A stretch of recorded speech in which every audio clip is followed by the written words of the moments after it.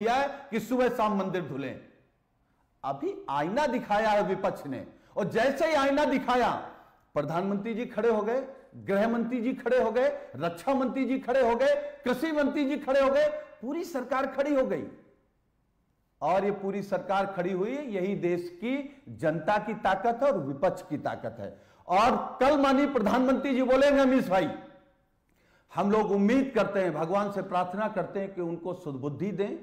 वो कल बाईमानदारी नोटबंदी पर, जीएसटी पर, अग्निवीर पर, अयोध्या पर, पुल पर, पुलिये पर जो भ्रष्टाचार किया है उस पर कम से कम खुल करके बात करेंगे। कल हिंदू मुसलमान में मत फंसाइए देश को। देश को हमारी आपकी सबकी जिम्मेदारी है अपने देश को आगे ले जा करके दुनिया के सबसे ऊपर ले जाना है। दुनिया में सबसे ज्यादा तरक्की वाला देश हमारा आपका भारत देश बने, वो प्रयास हमको, आपको, विपक्ष को, सरकार को, सबको मिलकर करनी है। कहां हिंदू मुसलमान में फंसे हैं? ये देश हिंदू मुसलमान नहीं सुनना चाहता है, ये देश रोजगार चाहता है। नहीं, आपने बोला ये देश हिंदू मुसलमान नहीं सुनना चाहता है। इस देश का बंटवारा हिंदू मुसलमान के नाम पे हुआ 1947 में।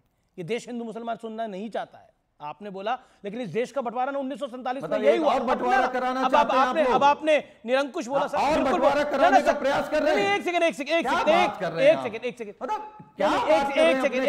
यादव जी, इस देश, आपने बोला ये देश हिंदू मुसलमान सुनना नहीं चाहता, इस देश का बंटवारा हिंदू मुसलमान के नाम पे हुआ। Point number 1। Point number 2 sir, Kashmir के अंदर देश आजाद हुआ था, देश आजाद था, और इस देश के अंदर अभी तो एक लिंचिंग होती है तो पूरे देश, पूरी दुनिया में हाय तौबा मच जाती है। वॉशिंगटन टाइम्स तक, न्यूयॉर्क टाइम्स तक अपने लेख पहुंचाए जाते हैं। देखिए इंडिया जो है वो अक़लियतों के रहने के लायक नहीं हुआ, लेकिन एक पूरी कौम को इस देश में 1990 के दशक में उनके घर से बेघर कर दिया गया।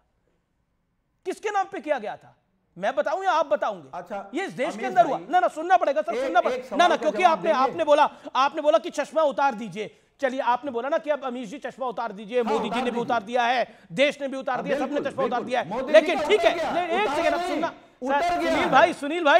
सुनील यादव, आपने बोला चश्मा उतार दीजिए, चश्मा उतार दिया सर। इस देश ने सब चश्मा उतारा ही हुआ है, इस देश ने चश्मा उतारा ही हुआ है, चश्मा उतारा हुआ है। चश्मा लगाया होता तो ये सब थोड़ी होता, अगर चश्मा लगा होता तो ये सब कैसे हो जाता? आपने बोला कि देखिए अयोध्या में बीजेपी हार गई, अयोध्या में बीजेपी हार गई, सही बात है आपकी, हार गई। मंदिर धुलवाएं नहीं धुलवाएं, मंदिर इनका तो है नहीं, भारतीय जनता पार्टी वालों का। मंदिर तो देश का है, इस हिंदू समाज का है, जिसने 550 साल इंतजार किया, लेकिन 550 साल मंदिर बनने के बाद भी हार गई भारतीय जनता पार्टी वहां। लेकिन ये सत्य है, और ये आपको स्थापित करने की जरूरत है। अब आपने बोला, लेकिन मेरा पॉइंट ये है, मैं फिर अपने आपको बहुत ही हम्बली एक सवाल पूछ रहा हूं, रिस्पेक्टफुली सवाल पूछ रहा हूं। राहुल जी को बीजेपी को टारगेट करना है, करें। आरएसएस को टारगेट करना है, करें।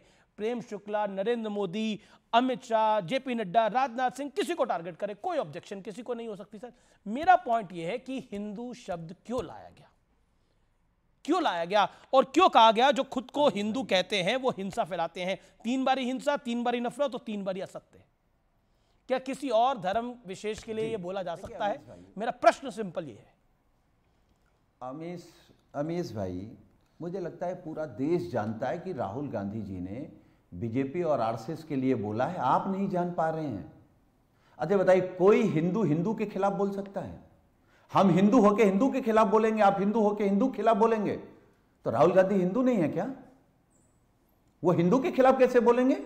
हां, जो हिंदू के ठेकेदार हैं, हिंदुत्व के नाम पर जो भ्रष्टाचार करते हैं, हिंदुत्व के नाम पर जो नफरत फैलाते हैं, हिंदुत्व के नाम पे जो वोट मांगते हैं, हिंदुत्व के नाम पे जो सरकार में बैठ जाते हैं, उन लोगों के लिए कहा है। ठीक है। अब आपने सर, अब लगातार आप भी बोल रहे हैं। प्रेम शुक्ला की बारी है, अब प्रेम शुक्ला की बारी। प्रेम शुक्ला, क्या आपको लगता है कि राहुल का तात्पर्य बीजेपी के साथ था? आप बैठे बिठाए मौका ढूंढ रहे हैं, आप बैकफुट पे हैं? देखिए, साफ शब्दों में संसद